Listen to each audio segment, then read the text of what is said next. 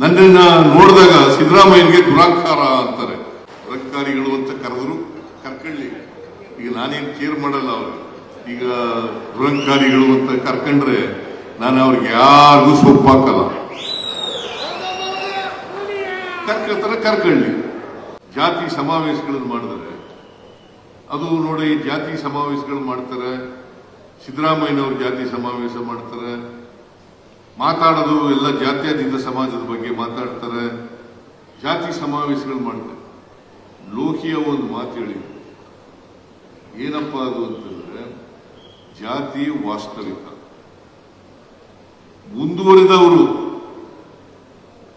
ಮುಂದುವರೆದ ಜಾತಿಗಳು ಜಾತಿ ಹೆಸರಿನಲ್ಲಿ ಸಮಾವೇಶಗಳನ್ನು ಮಾಡಿದ್ರೆ ಅದು ಜಾತೀಯತೆ ಆಗ್ತದೆ.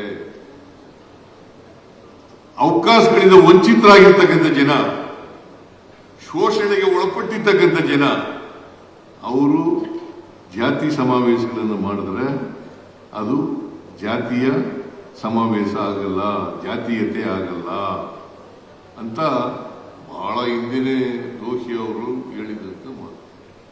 ಅದಕ್ಕೆ ಬಾಬಾ ಸಾಹೇಬ್ ಅಂಬೇಡ್ಕರ್ ಅವರು ಏನ್ ಹೇಳಿದ್ದಾರೆ ಅಂತಂದ್ರೆ, ಜಾತಿ ಇರ್ತಕ್ಕಂಥದ್ದು ವಾಸ್ತವ, ಅಸಮಾನತೆ ಇರ್ತಕ್ಕಂಥದ್ದು ವಾಸ್ತವ. ಅದಕ್ಕೋಸ್ಕರ ನೀವೆಲ್ಲರೂ ವಿದ್ಯಾವಂತರಾಗಿ,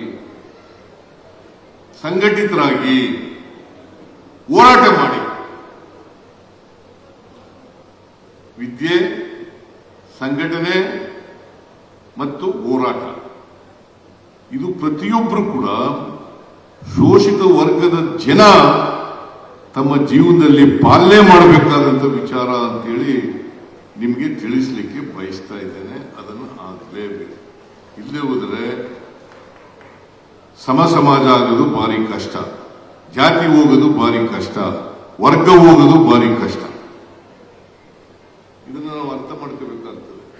ಹಾಗಂತೇಳಿ ಬರೀ ನಾವು ಕಾಗಿನೆಲೆ ಗುರುಪೀಠ ಮಾಡದ್ದು ಬರೀ ಕುರುಬರನ್ನೇ ಅಭಿವೃದ್ಧಿಪಡಿಸಲಿಕ್ಕೋಸ್ಕರ ಆಗಲ್ಲ.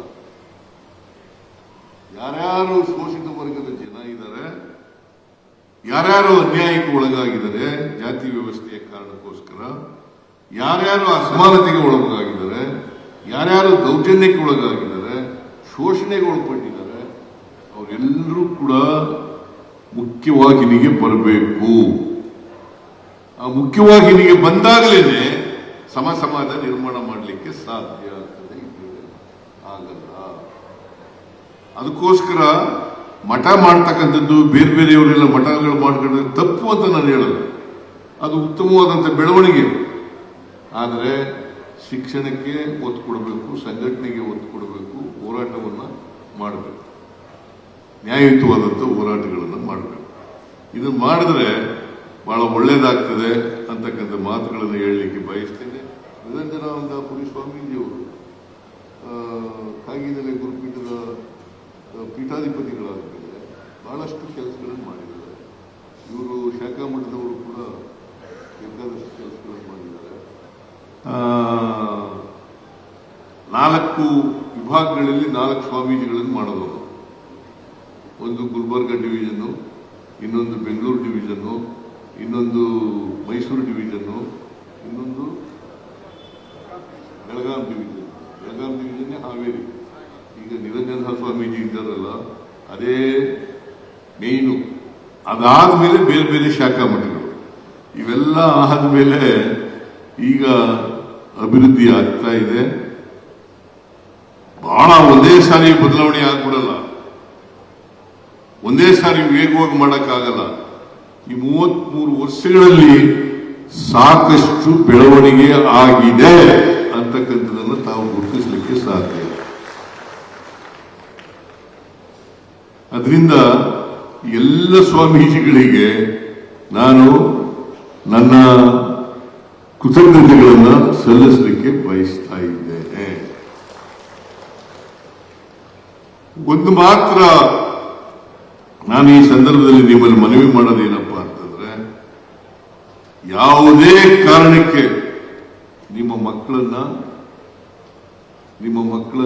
ಅವಿದ್ಯಾವಂತರನ್ನಾಗಿ ಮಾಡಲಿಕ್ಕೆ ಬಿಡಬೇಡಿ. ವಿದ್ಯೆ ಇದ್ರೆ ಮಾತ್ರ ಸ್ವಾಭಿಮಾನ ಬೆಳೀಲಿಕ್ಕೆ ಸಾಧ್ಯ. ಸ್ವಾಭಿಮಾನ ಬೆಳೆದಾಗ ಮಾತ್ರ ಮನುಷ್ಯರಾಗಿ ಬಾಳಲಿಕ್ಕೆ ಸಾಧ್ಯ. ಇಲ್ಲಿ ಹೋದ್ರೆ ಗುಲಾಮ್ಗಿರಿ ಮನೆ ಮಾಡ್ಕೋಬೇಕು. ಈಗ ನಾವು ನಮಗೆ ಗೊತ್ತಿಲ್ಲದಾಗೇನೆ ಒಬ್ಬ ಮೇಲ್ಜಾತಿನಲ್ಲಿ ಇರ್ತಕ್ಕಂಥ ಬಡವ ಬಂದ್ರೆ ಅವನಿಗೆ ನಮಸ್ಕಾರ ಸ್ವಾಮಿ. ಅದೇ ಒಬ್ಬ ದಲಿತ ಜಾತಿಗೆ ಸೇರಿದವನು ಅವನು ಶ್ರೀಮಂತನಾಗಿದ್ರು ಕೂಡ ವಿದ್ಯಾವಂತನಾಗಿದ್ರು ಕೂಡ ಏಕವಚನದಲ್ಲೂ ಮಾತನಾಡಿಸ್ತಾನೆ. ಇದು ಗುಲಾಮಗಿರಿಯ ಸಂಖ್ಯೆ.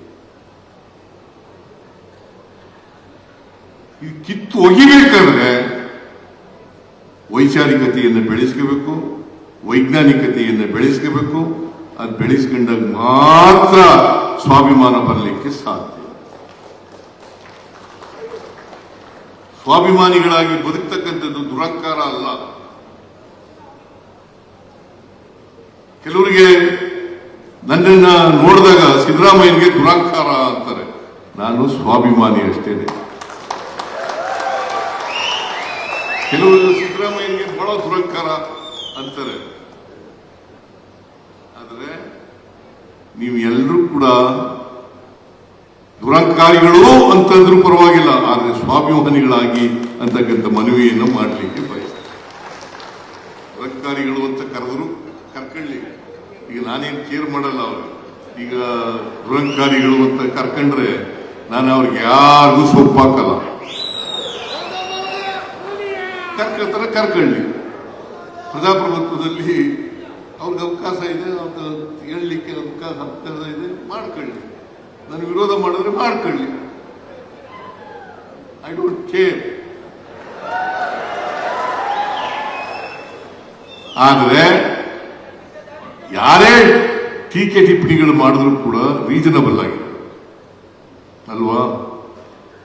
ಟೀಕೆ ಮಾಡಲಿ, ವಿರೋಧ ಮಾಡಲಿ, ಅದು ರೀಸನಬಲ್ ಆಗಿರ್ಬೇಕು, ಕನ್ಸ್ಟ್ರಕ್ಟಿವ್ ಆಗಿರ್ಬೇಕು.